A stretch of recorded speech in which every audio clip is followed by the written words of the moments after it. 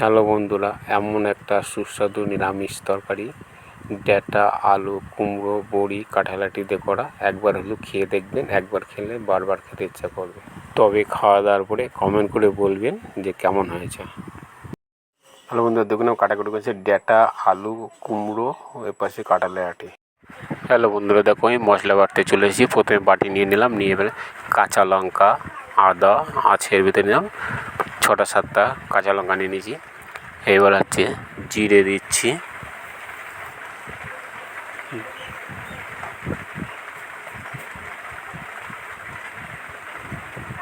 এবার চাল মগজ দিচ্ছি,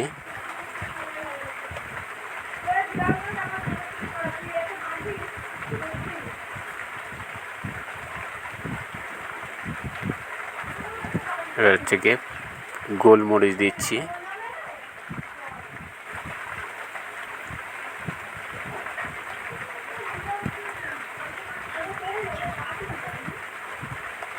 সর্ষে দিলাম,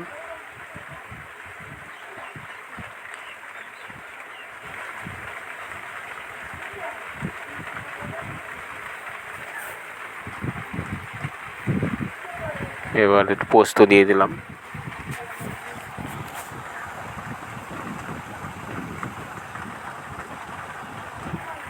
এবার যে কাগজটাকে খুলছি এর ভিতরে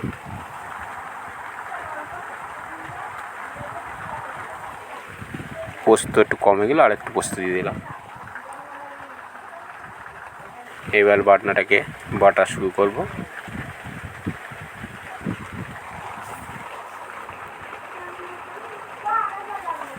দেখো বাটনাটা বাটা শুরু করে দিয়েছি।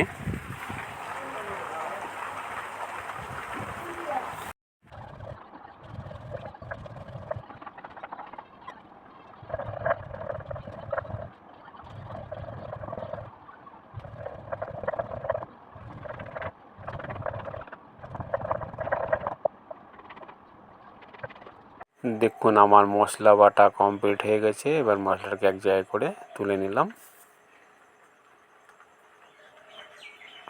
কড়াটাকে বসিয়ে দিলাম, কড়াই গরম হয়ে গেছে, তেল দিয়ে দিচ্ছি। কাঁঠালের আটি তেলে ছেড়ে দিলাম, কাঁঠালিটি ভাজা তুলে নিলাম, বড়ি ভাজা তুলে নিলাম, তেল দিয়ে দিলাম, তেজপাতা দিয়ে দিলাম, লবণ হলুদ চিনি দিয়ে দিলাম, আগে যে মশলাটাকে বানিয়েছিলাম সেটাকে দিয়ে দিলাম। কড়াইতে কাঁঠালের আটি ভাজার তেল আর বড়ি ভাজার তেল অল্পই ছিল, তার জন্যই তেল আরেকটু দিয়ে দিলাম। তেলটা গরম হয়ে গেছে, একটা গোটা তেজপাতা 2 টুকরো করে তেলে ছেড়ে দিলাম, 2টো পাঁচফোড়ন দিয়ে দিলাম। এবার একটু লবণ হলুদ চিনি দিয়ে দেবো। এটা দিলে পরে কালারটা সুন্দর হয়, কালারটা নষ্ট হয় না, দেখতে সুন্দর লাগে। এবার এটাকে একটু নাড়াচাড়া করে দেবো, তাহলে পুড়ে যাবে না। কী মশলা দিই সেটাকে একবার দেখিয়েছি, আরেকবার বলে দিচ্ছি। জিরে আদা কাঁচা লঙ্কা গোলমরিচ পোস্ত চালমগজ, সেই মশলাটাকে এইবার ঢেলে দিচ্ছি।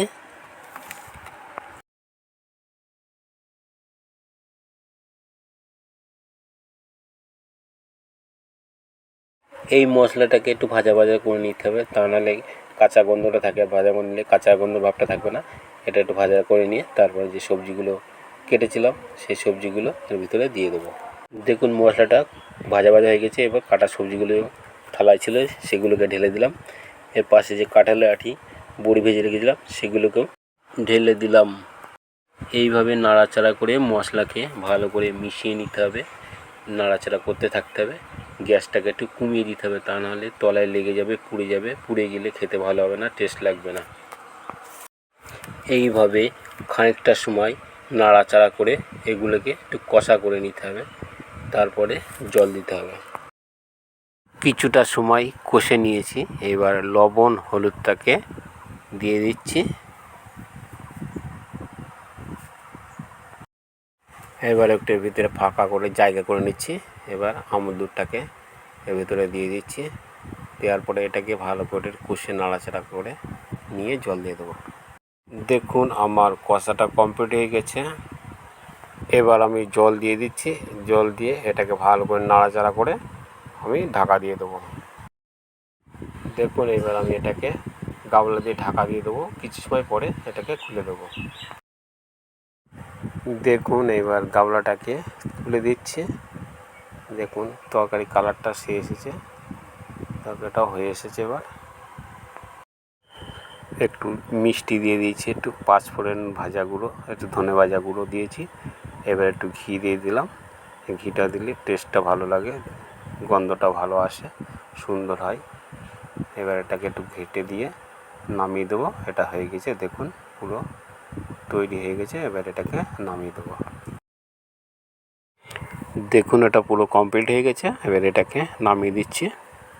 দেখুন দেখতে কত সুন্দর হয়েছে, দেখতেও সেই রকম লাগছে, খেতেও সেই রকম হবে। আপনারা একবার হলেও করে খেয়ে দেখবেন, কমেন্টে জানান। হ্যালো বন্ধুরা, দেখুন আমি ভাত নিয়ে চলে এসেছি, ভাত বেড়ে নিয়েছি। আজকে একটাই তরকারি হয়েছে, এই ঘন্ট, যেটা এত সময় ধরে করে দেখালাম, সেটাকে নিয়ে খেতে বসেছি। এটা খেয়ে কেমন হয়েছে সেটা আপনাদের সঙ্গে শেয়ার করব। আপনারা দেখতে থাকুন। আমি ভাতগুলোকে মাখিয়ে খাওয়া শুরু করি, তারপরে কেমন হয়েছে সেটাকে বলবো।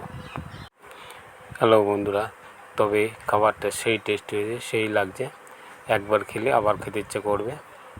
আপনারা এমন একটা তরকারি করবেন, করে খেয়ে কমেন্টে বলবেন যে সত্যি একটা অসাধারণ একটা নিরামিষ তরকারি। এটা একবার খেলে আর একবার খেতে ইচ্ছে করবে। আপনারা একটু কমেন্ট করে বলবেন। কাঁঠালি আটি দিয়েছিলাম, কাঁঠালি আটি সুন্দর করে সেই লাগবে। কাঁঠাল ঘন্টার মধ্যে যে বড়িটা দিয়েছিলাম, এটা হচ্ছে কি সেই বড়িটা সেই লাগছে খেতে, সেই টেস্ট হয়েছে। তবে ঘন্টার মধ্যে যে ডাটাটা দিয়েছিলাম সেই ডাটাটাও সেই লাগছে। ডাটাটার ভিতরে শ্বাসটা খুব সুন্দর সুন্দর লাগছে। হ্যালো বন্ধুরা, ভিডিওটা দেখে ভালো লাগে লাইক কমেন্ট শেয়ার, আমার চ্যানেলকে সাবস্ক্রাইব করেন। আমার সঙ্গে আছেন, সঙ্গে থাকবে, এরকম সাপোর্ট করেন, তাহলে আমি নতুন নতুন ভিডিও তৈরি করতে উৎসাহ পাবো। আবার দেখা হবে অন্য কোনো ব্লগে।